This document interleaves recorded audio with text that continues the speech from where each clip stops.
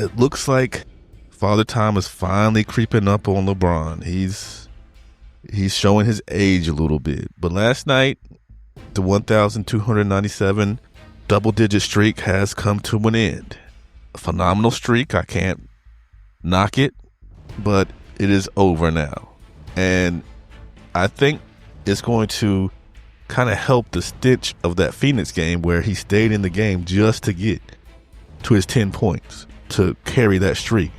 But now in a very close game against a really good Raptors team, he was able to make the right play, get to Rui Hachimura to make the three. So kudos to LeBron for that, but unfortunately his streak had to come to an end. And I know you guys will flip it and say, oh, LeBron sacrificed his streak to make the right play, or, spin it into a positive. And that's correct in a way, because he did shy away from that shot to get Rui the ball to win the game, which was smart. But we know how you guys do when you spin things. But either way, last night and probably the last couple of games, LeBron has been struggling offensively. He's not hitting the shots he usually hits. He's not getting to the basket like he wants to. He's having to it seems like he's in desperation trying to get these points to get this 10-point threshold for him to continue the streak or whatever. Of course, last night he just couldn't do it. I knew it was kind of over when he only had 4 points, and I believe it was going into the fourth quarter.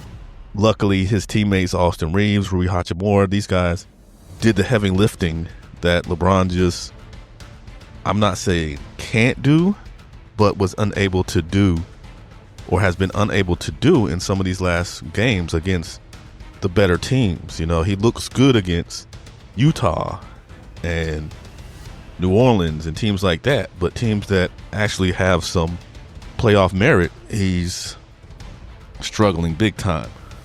But I just wanted to take this time to admire the streak, but also put it to rest. It is over. And even then, it's a little bit skewed because it's only for the regular season, because he had some single-digit games in the playoffs. We remember 2011 very well in the finals against Dallas. So it's not a totality kind of streak. So it's kind of weird in the first place. But, they have to, got to do certain things to uplift certain guys. We know how it works. But either way, kudos to LeBron for making the right play last night. But RIP to this double-digit streak.